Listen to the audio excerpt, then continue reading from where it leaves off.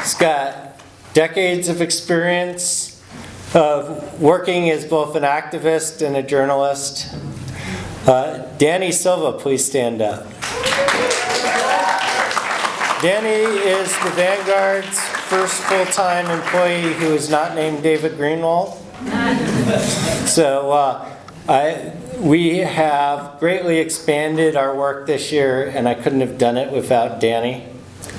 And then I have some board members here. I got Nora somewhere. Where are you, Nora?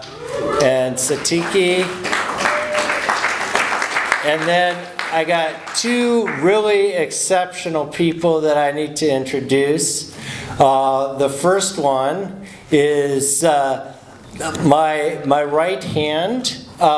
She helped me the first time we did this event. She was barely 2 years old, and I held her the entire time. Can you imagine holding a 2-year-old baby the whole time, and she wouldn't let me go. So I was stuck there. So Jasmine, come up here.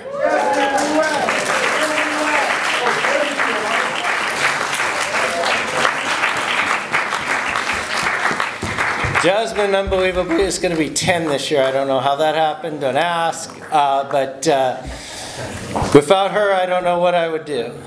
And then, where is Malachi and Jeremiah? Jeremiah went to the bathroom. Of course.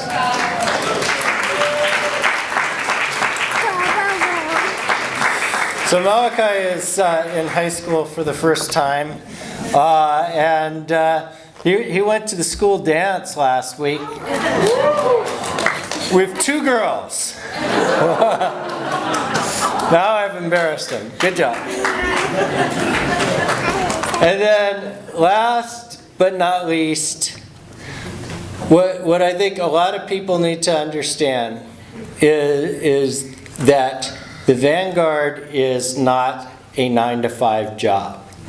It's not a 9 to 6 job either. It's a 24/7, 360, not 65. I take 5 days off during the year. 4 days off for Thanksgiving and Christmas. That's it. But I could not do this without the full support of my wife, Cecilia.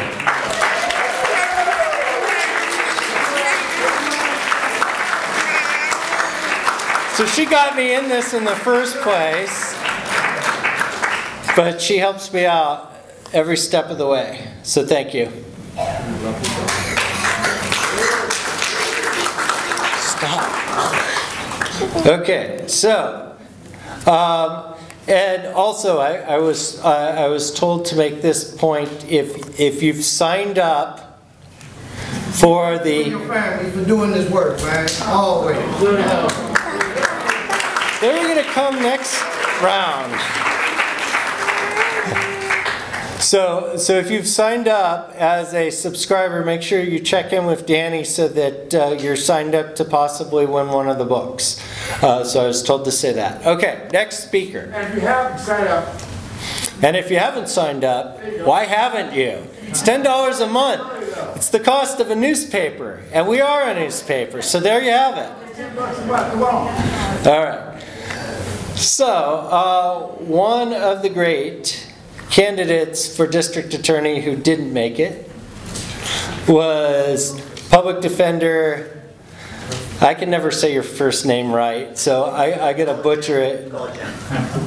Jen Jones Wright. Sorry, I'm punting on that one. She ran for the DA in San Diego on a progressive platform, and like a lot of people, was not successful. So the question will be, is she going to run again? So hopefully she can answer that question in her speech. We can break news tonight. Jen Jones Wright.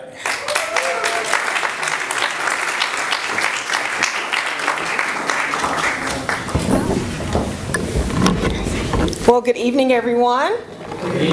I'm going to come from behind this lectern, podium, because I was a public defender for over 13 years, and I'm a litigator, and this is a barrier for me when I'm trying to convince a jury, and so I want to make sure that I connect with you all. I am not a public defender anymore. As of 3 months ago, I left the public defender's office to become the legal director of a nonprofit called PANA, which is Partnership for the Advancement of New Americans, where I help refugees and asylum seekers. And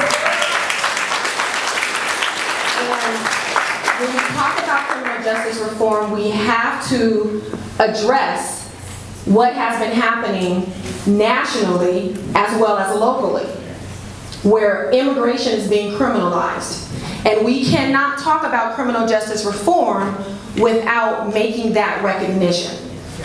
So I am a native San Diegan, and I know that there is at least one other unicorn in this room, so where are you? Hello!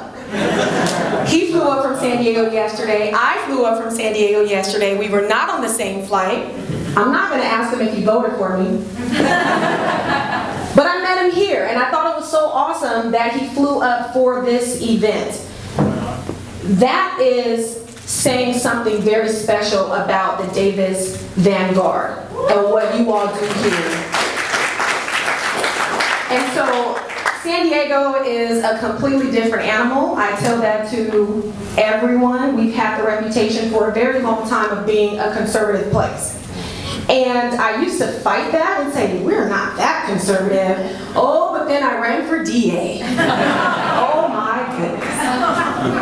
I would like to think that Dean, Noah, and myself, as well as the other progressive DA candidates, had something to do with that number going down of unopposed DAs. I'm happy to hear that 70% of DAs run unopposed as opposed to 85%, but we're going to get that down because the key is to get progressive DAs in place. And so I'm not going to stand here long because Satana's coming up, and she is someone that we can bank on for doing the right thing where she is in her role as the DA of Durham, North Carolina. She was elected last year, and this is her first year, and I can tell you, I read her 6-month progress report, and I'm telling you right now that she is doing good things in her county. So I'm not going to stand up here long because I want to hear from her. What I will say is that I'm from Southeast San Diego, and this is a neighborhood in the what people call inner city community. I was raised by my single mother. I was told that I was never gonna go to college. I became the first person in my family to go to college. I went on to go to Howard Law School, the best, most prestigious law school in the world. And then I came back home after passing the bar, and I went to California Western School of Law and got a Master of Laws in Trial Advocacy, specializing in federal criminal defense. Right. I went to Riverside County, which is a whole different beast. They love the death penalty. The prosecutors love to just misbehave. They actually get paid to do it. And so I didn't stay there very long, and then I came back home to San Diego County, and I was there in our office of the public defender, the office of the primary public defender, for 13 years. The reason why I ran for district attorney is because, much like what Jeff Adachi